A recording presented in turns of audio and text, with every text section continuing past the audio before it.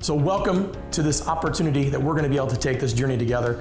I'm Brian Arzani, President of Intermetrics North America and co-founder and Vice President of Results Group.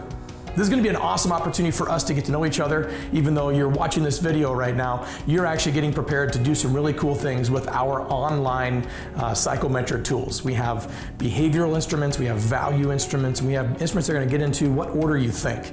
So why are we doing this? This is to allow you to chart your course and figure out where you want to go, not only as a youth at a high school level or as an adult. There are a lot of different reasons why people get involved and start to take these profiles and instruments. One of the really powerful things to understand is there's not going to be any right or wrong answers. I'm not telling you that to make you feel better. I'm telling you that because that's the truth. What we're trying to help you figure out and discover is really truly what drives you, what causes you to be able to find true fulfillment and joy, and then put the steps in place to allow you to be able to arrive at that. I have been on this journey. I came through the General Electric days in the 90s where I went through these processes and never really understood the why behind the what. Things were done to me, and as I started to learn about this, I started to figure out how we could do it with you. So that's where we're going to be going. Very excited to be able to take this journey with you.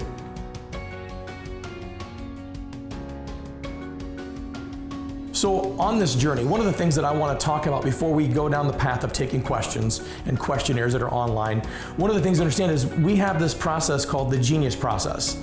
And it's a research project that we did, and we looked at literally 200,000 individuals in 29 different countries to figure out, are there some core talents that we could equate with individuals' ability to perform in life and in a profession and different types of avenues of work.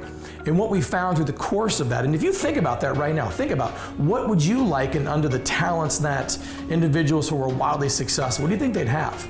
And then the question might be, do you have those talents? Well, here's what I was worried about when I went through these types of programs. I was worried that I wouldn't match up. Maybe that I didn't have the talent that was going to be the key talent.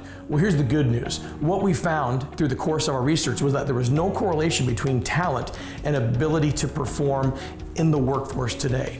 So the good news is this: we measure 80 talents as it relates to performance and human behaviors.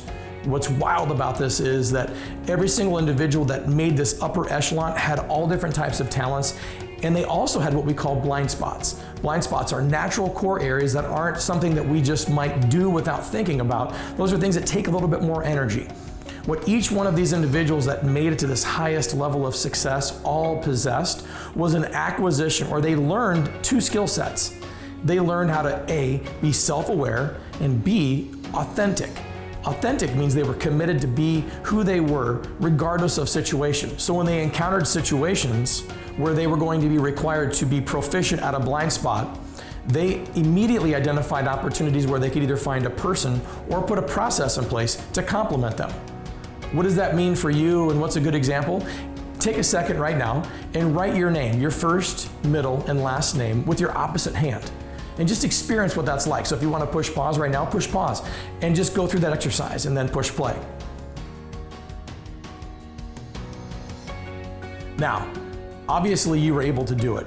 One of the things that you probably noticed was maybe it was a little bit awkward.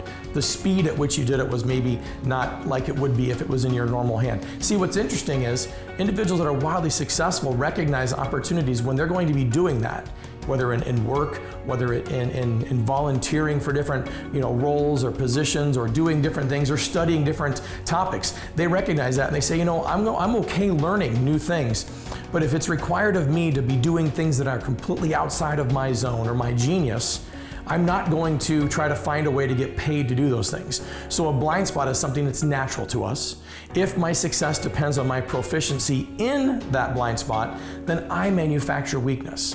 So yes, there are strengths and weaknesses, but the vocabulary that we use are natural talents and blind spots. So if my success is requiring me to be good at a blind spot, that's a manufactured weakness. So the good news is this: any profile that you have is going to be wildly successful if you figure out what drives you, what engages you, causes you to get up and say, I can't wait to do that.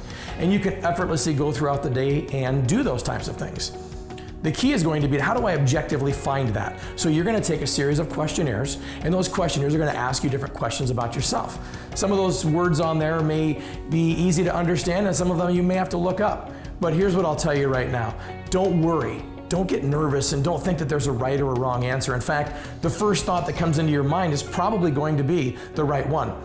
Understand this too. If you go through this process and you get distracted and aren't able to complete the questionnaire in the one sitting, you're gonna have to start back over at the beginning. So make sure you're able to set aside the 15 to 20 minutes of time where you can just focus and be 100% present.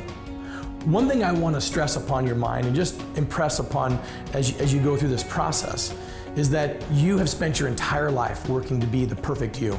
We're not working to change you or modify you in any way. In fact, quite the opposite. It's about truly becoming more true to yourself. So when we talk about you're perfectly designed to be who you are, that's exactly what we mean. So as we go through this process, that's what we're looking for you to be able to do, is to be able to look inside, talk about what you love to do, what you can lose track of time doing, so that you can do that more often. So when we're talking about this thing called the Genius process, there's two different types of things. There's the energy and output that we have, and then we have the results that we're looking for. What we found among those that were wildly successful, because they were doing things that were in that natural talent set, they found that over time, their energy output went down, meaning they were able to work without putting forth so much effort, but their results actually went up. I spent time in my career doing certain jobs and tasks that were very, very outside and foreign to me. For example, I'm not a really good detail-oriented person. I don't like following lots of structure and rules. And so the more often I was doing those types of tasks, the more energy I was burning just to be able to be average. And so what would happen was my energy level would go up and my results would just stay like this. So as we go through this discussion and as you take your personal journey, we're gonna look to find that ideal sweet spot for you where you could see where your energy level could go down in terms of output, but your results could go up. That's where we're gonna go. I'm super excited to help you get there. Now let's get started.